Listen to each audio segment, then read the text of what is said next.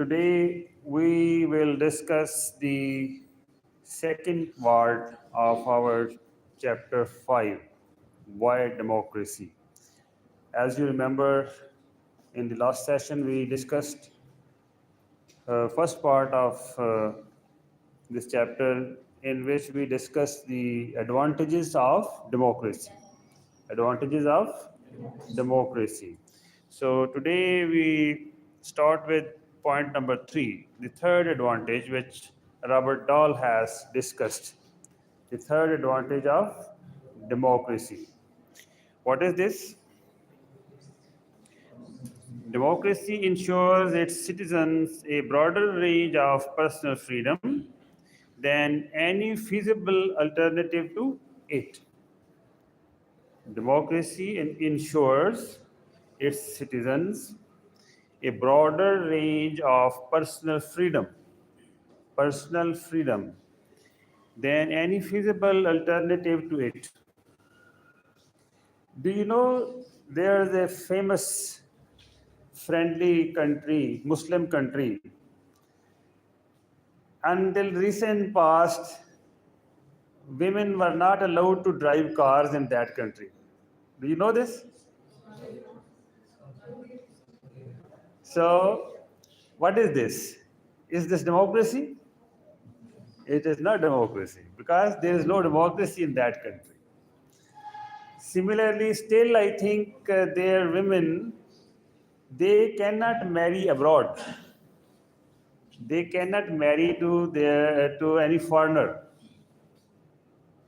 Their men, they can marry anyone in the world, but their women, they cannot marry any foreigner. And their all of their citizens, they cannot criticize the government. Do you know this? They cannot speak against the government. It is not only for that specific country. It is the case in many other countries. Even in our north, our biggest and closest friend, there, the citizens cannot speak against the country. They cannot criticize their policies. Do you know this? Do you know this? No, you don't know? In many countries, I am not taking the names because it is undiplomatic, and if someone, any national of them, they listen, they get to know this, they mind it. So at the end of my lecture, I can tell you the names with details if you remind me in open words. So there are many countries where people cannot take part in politics, where people cannot demand anything from the government, where people cannot criticize, okay, where people cannot protest. There can be no protest rallies. Okay, there are many countries. Still, there are many countries. And in Afghanistan, in Afghanistan, people, they are not allowed to discuss politics. They cannot speak against their government, and they are closing the girls' schools. They are closing the girls' schools. So the girls don't have the freedom to get education, and they are not allowing them to do jobs. They are not allowing them to do jobs. So if there is no democracy, there are serious problems. In Pakistan, in fact, most of us take it for granted. We think it is as it is. It is like this everywhere. It is not everywhere like this everywhere. There are many countries which are behind Pakistan, which are where people are in a worst case scenario. Are you getting my point? So we should value this freedom, value these rights that we have, that we enjoy. We should value. We should consider and recognize that we Pakistanis, we enjoy many freedoms which many other people do not have in their countries. So democracy ensures its citizens a broader range of personal freedom than any feasible alternative to it. I visited a Muslim country that is again a famous country, and it is economically better than Pakistan. So I went over there for a conference to participate in a conference. And people told me in the whole of their country there is one or two department of political science. In the entire country, in only one or two universities, they are allowed to teach political science. People even cannot study political science in those countries. And in many Arab countries, even social sciences, many social sciences, they are not allowed. They study mainly sciences, engineering, petroleum sciences, mining, like that, medical sciences, and very few departments are there where people can study social sciences. Because social scientists are more likely to think about the political system, and they tend to ask, demand for political rights and freedoms. So the kings, the monarchs, their authoritarian governments, their undemocratic governments, they do not like that people demand their rights and they demand their share in politics. A belief in democracy does not exist all by itself. A belief in democracy does not exist all by itself.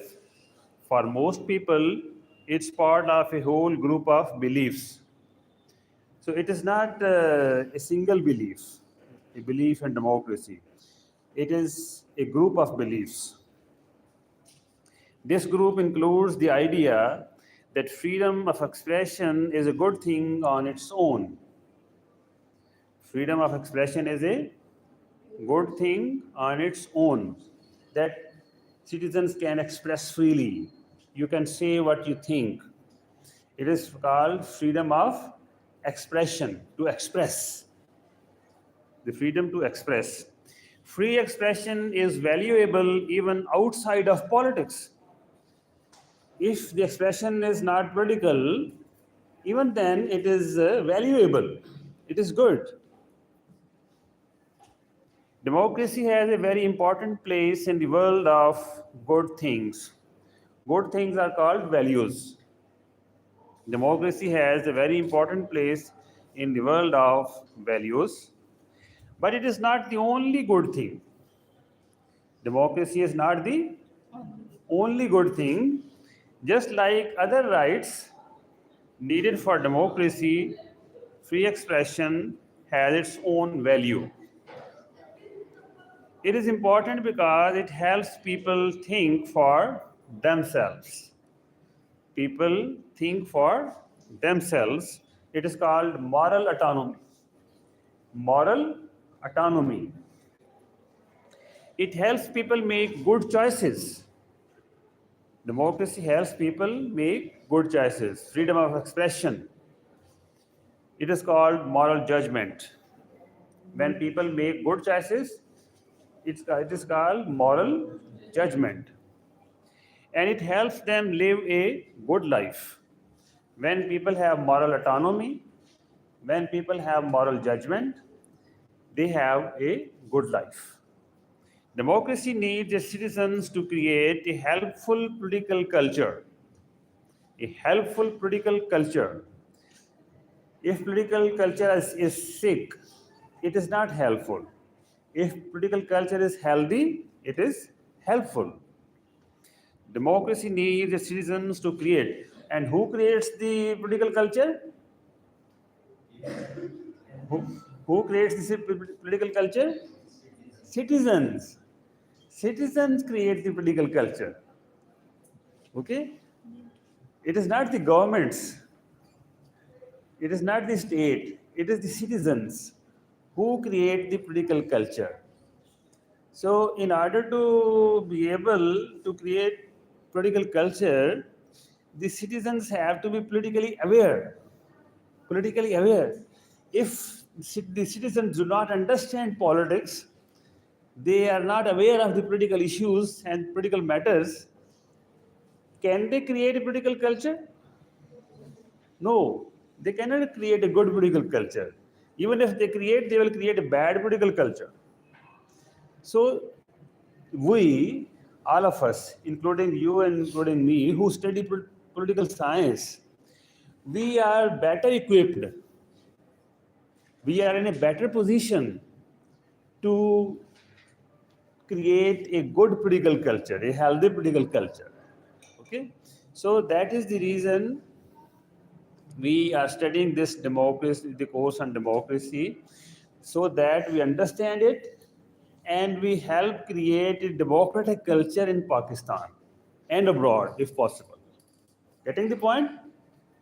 So, pay full attention, understand the concepts, get in depth insight, okay, and then make your minds that in future and even today onwards, we can make some contribution. We can make some contribution in improving the political culture of our society and country. Democracy needs its citizens to create a helpful political culture. Political culture, by the way, what is a political culture? What is the culture? Culture means what? The beliefs and practices of a people. Beliefs and practices of a society, it is called a culture. And political culture, similarly, political beliefs and political practices, it is called political culture. This is a general culture that supports democratic ideas and practices. The link between the democratic government and this culture is complicated. The relationship between the democratic government and this general culture is complex. It is not simple. A democratic culture will always stress the value of personal freedom. If there is democratic culture in society and a country, what will it do? It will stress the value of personal freedom. Personal freedom. It values. It increases the personal freedom. This, in turn, helps provide support for even more rights and liberties. When we have personal freedom, when citizens have personal freedom, then it helps to have more rights and more liberties. The Greek statesman Pericles said something important in 431 BCE, before Christ era. This quote is still true for modern democracy. Pericles said, "The freedom we enjoy in our government extends also to our ordinary life." Pericles, even before the Christ, he said, "The freedom we enjoy in our government, in politics, it extends also to our ordinary life." The idea that democracy gives the most freedom is sometimes challenged. Some people do not agree that democracy gives the most freedom. This challenge comes from anarchists. Who challenges this idea? Anarchists. What do the anarchists say? What is their argument? Anarchists claim we would all be freer if the government were abolished completely. The state. The anarchists say if there is no state, there is no law, there is no police, there are no agencies, governmental agencies, people will enjoy more freedom. Do you agree with them? Okay. Dabertal says, imagine a world with absolutely no state at all. Imagine a world with no state at all. In this world, everyone respects all rights. All group decisions are made peacefully, and everyone agrees on everything. Most people agree that this imagined world is impossible. Anarchists say there should be no government, no state, no police, no law. All people will be good. They will cooperate with each other. They will respect everyone. There will be no conflicts. There will be no disputes and wars and conflicts. Are they right? No, it is not possible. Actually, it is not possible. All people cannot be so much peace-loving. So most people agree that this imagined world is impossible. If there were no rules, people would start forcing others to obey. The powerful, they will force others. They would try to rob people of their hard work. There will be robberies. They would enslave or dominate those who are weaker. Some will become masters, others will become slaves. Someone would try to set up a new harsh government to take control. And it is not possible that for a long time no state or no authority, no government is established. Some people will start trying to form their own government, their own state, to their own authority over others. If ending the state causes terrible violence and chaos, in other words, anarchy, then a good state is better. It is better than the bad, harsh state that is sure to pop up after the chaos. So it is better to have good states, because if all states are eliminated, then a bad state emerges, it will be worse. It will do more harm to the people. So it is better to have good states. So we must agree that having a government is necessary. We must agree that having a government is necessary. If we agree on that, then a democratic government will offer the most freedom of any choice. The most freedom of any choice democratic government offers. It is number 4. It must be number 4. Democracy helps people to protect their own fundamental interests. There's a typing mistake. Democracy helps people to protect their own fundamental interests. It is point number 4, the fourth advantage of democracy. Everyone wants some basic things in life. Everyone wants some basic things in life. This includes survival, food, a home, health, love, and respect. Everyone wants these things, likes these things. It also includes satisfying work and free time. People also need satisfying work. They also need free time, leisure.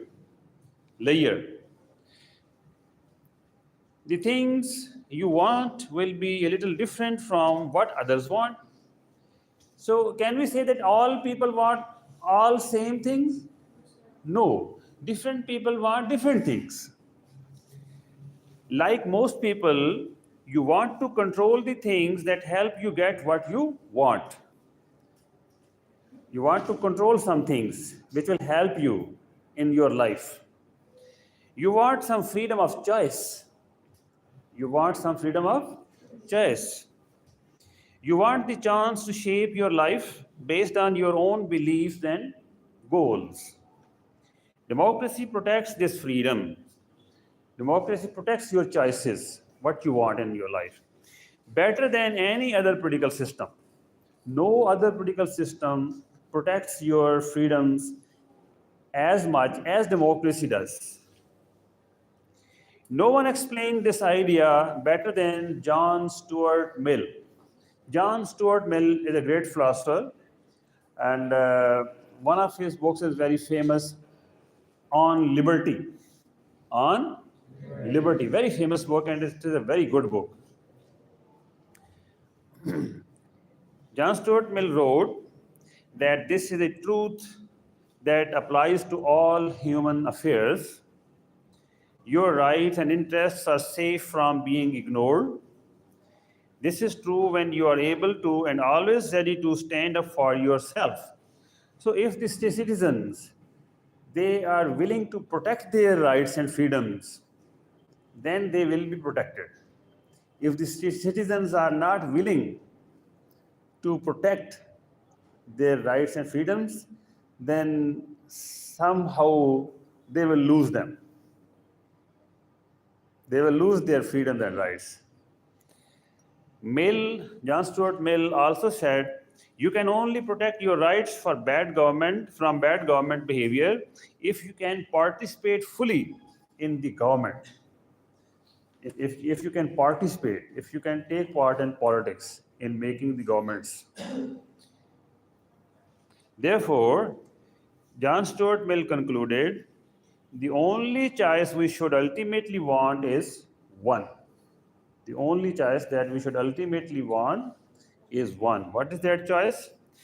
That choice is to allow all people to share in the ruling power of the country, to allow all people to take part in politics.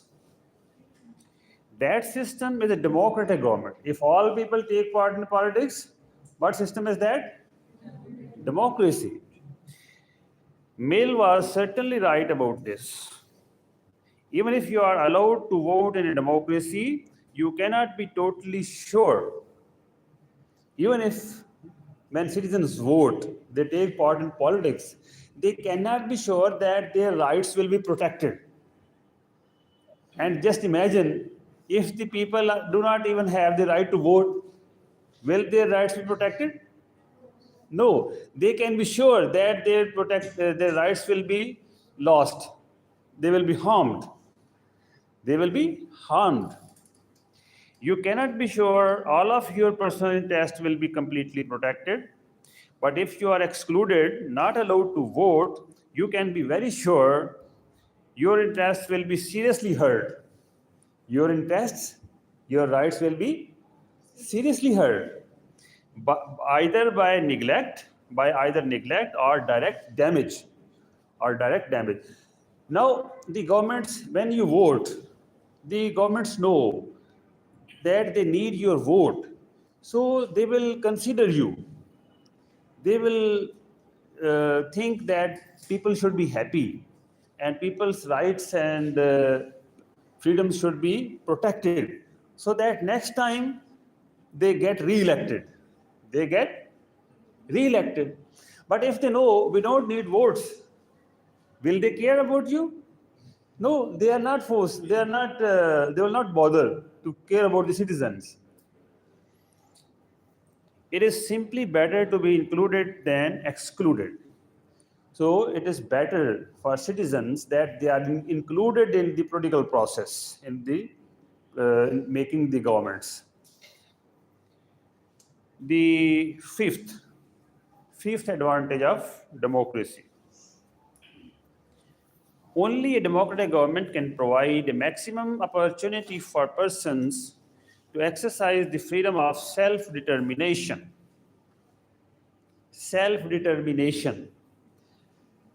Anybody can explain what is the right to self-determination? Any example?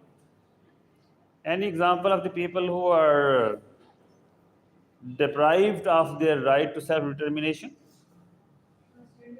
In our society, yes, you can say. But generally, we hear this phrase about Kashmiris, Indian Kashmiris under India. Generally, we hear this that the Kashmiris must be provided their right to self-determination. But it is not only that sense. It is not only in that sense. Self-determination that an individual has the right to decide his matters or her matters on his or her own. That a person can decide their matters on their own. It is called self-determination. If my decisions are made by someone else, do I have the right to self-determination? No. If any one of you, you are not allowed to decide your matters, so are you exercising your right of self-determination? No, you are not. So if you are making your big decisions yourself, you have the right of self-determination. So the Kashmiris were not allowed to decide their future. India occupied Kashmir militarily. So the Kashmiris were deprived of their right to self-determination. Only a democratic government can provide a maximum opportunity for persons to exercise the freedom of self-determination, which means to live under laws of their own choosing. If the citizens, they make their laws themselves and they abide by those laws, they have the self-determination. But if in big countries it is not possible that all citizens make the laws themselves, so they choose their representatives who make laws for the citizens. So it is again this almost the same thing, almost close to that same thing, that people are in fact making laws for themselves. So in fact they are exercising the freedom to self-determination. No human can have a satisfying life unless they live with other people. No human can have a satisfying life. Any person who is living alone and it is cut off from the society completely, is he or she living a good life? No, it cannot be a good life. No human can have a satisfying life unless they live with other people. But living with others comes at a cost. When we live together, we have to take into account what others feel, what others want, how should I behave, how should I live, okay? I have to take into consideration. Are you getting the point? Living with others comes at a cost. You cannot always do exactly what you want. You cannot always do exactly what you want when you live in society. As you grow up, you learn a basic truth. What you want sometimes clashes with what others want. What you want, sometimes it clashes with what others want. You also learn that groups you belong to have rules. Our communities, our societies, our families to which we belong, they have rules. They have rules. And we are supposed to observe those rules. To observe those rules. As a member, you must also obey. You must also obey these rules. Therefore, you cannot simply use force to get your way. You cannot simply use force to get your way. We have to live together and we have to observe the common practices, common rules. You must find a way to solve your disagreements peacefully. To solve your disagreements peacefully, perhaps by all agreeing on something. By When all agree on something, it is called a rule, it is called a law. This brings up the question that has confused people for ages. There is an important question. What is that question? And this question puzzles both thinkers and rulers. The question is, how do you get to choose the rules that your group forces you to follow? How do you make those rules which you have to follow? This question is especially important because of the state's power.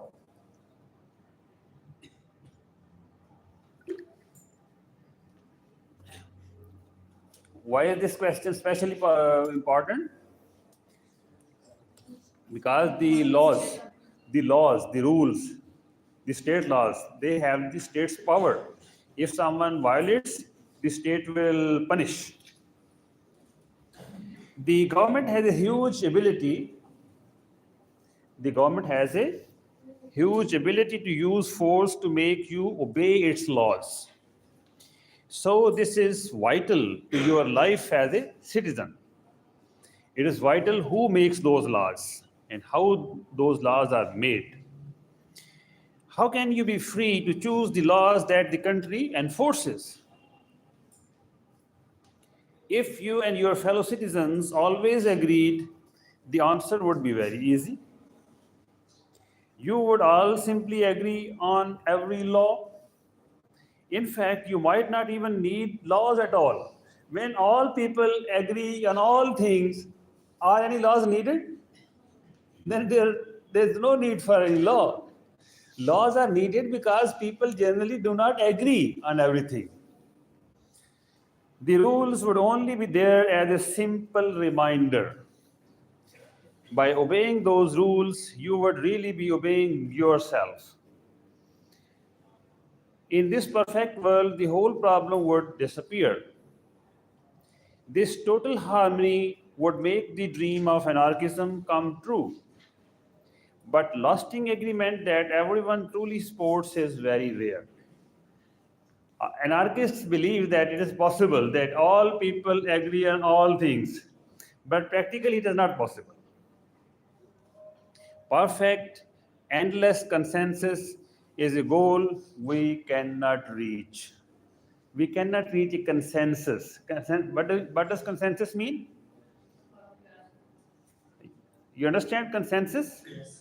When people agree, all people agree on a thing, it is called consensus. There is no disagreement. It is called consensus. So perfect consensus we cannot reach. Endless consensus is a goal we cannot reach. So our difficult question still remains unsolved. You will notice that these fair standards are part of the ideal democratic process. This process cannot promise that all people will literally live under the laws they choose. Under the laws they choose. However, it stretches your freedom to choose as far as possible. Your freedom to choose, it is called self determination. Even if you are among the citizens whose choice is outvoted by the majority, you can still decide that this process is fairer than any other option. You know, when laws are made in the assembly, in the national assembly or the provincial assembly, there is a voting. Okay? Suppose you are in the favor of that law or you don't like that law. Suppose you do not like the law which is being made, but the majority approves it. The law is made. So you do not like that law. So what would you think? This democratic system is not good for you? No, it is even then good for you because if there will be another system, you will be worse off.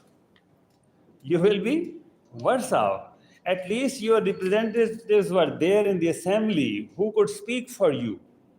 They could participate and they could mild down, water down the draft if it was very harsh. It can be moderated further.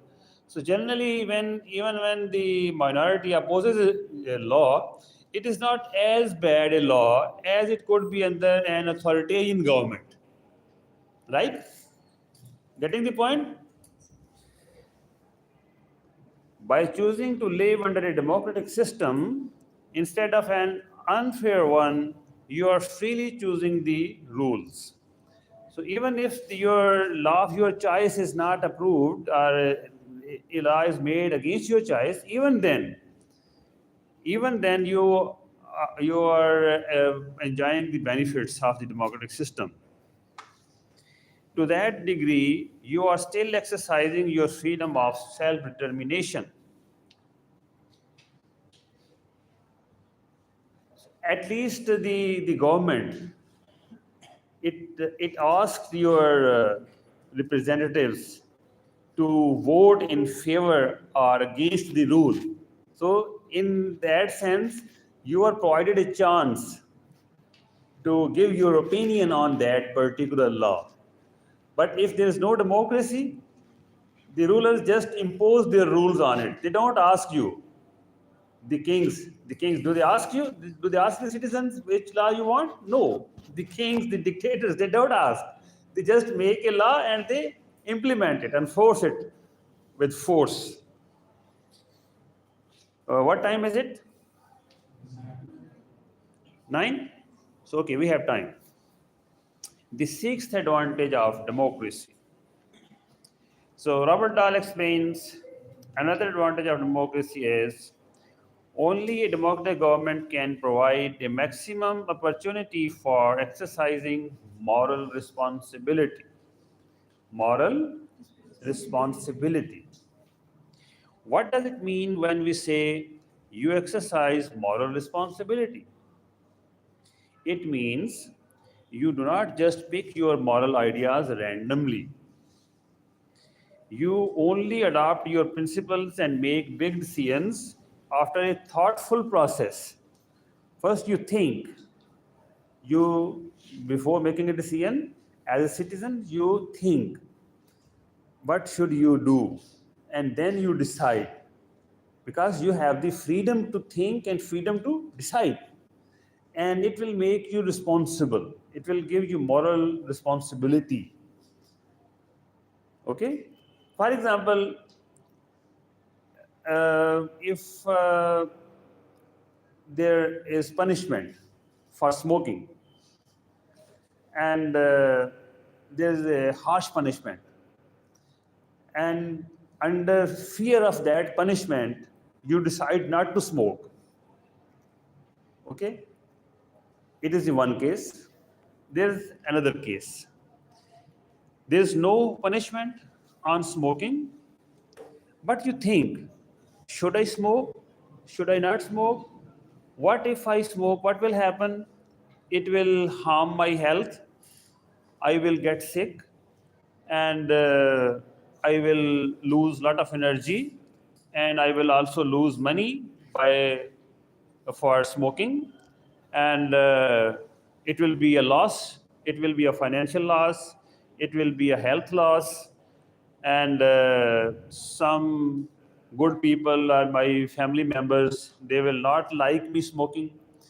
So if I do not smoke, in that situation, I will save money, I will save my health, I will stay fit, I will stay young for much longer. So this way it is good not to smoke. And ultimately you decide not to smoke. It will make you responsible and mature. Because you have decided on your own that you should not smoke because it is bad for yourself. Getting the point? So if you decide after a thoughtful process, then you become mature and responsible. You improve morally. You make moral improvement. But if everything is done under the fear of punishment, the people do not become mature people. They stay childish. They stay childish. And many times they are morally bad. They are morally bad. Okay? And I have seen this in many Muslim countries where there's no democracy. The people are very bad. There are harsh punishments. You may understand the countries which I am referring to. The people, there are harsh penalties, there are huge fines, but the people are not improving morally because they are not deciding freely. They are not deciding after a thoughtful process. They are living under fear, and their behavior is shaped by fear, by the threat of punishment. So they don't think properly, their thought process is not evolving, not improving, and they are bad citizens, bad individuals, bad humans. They do very bad things to others, to their servants, for example.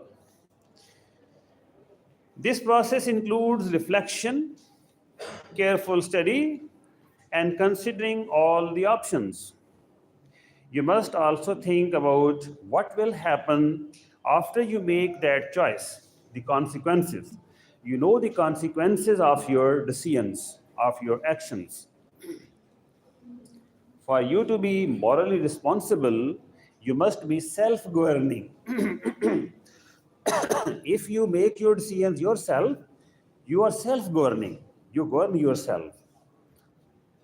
This self governing applies to all of your important moral choices. Let me take water.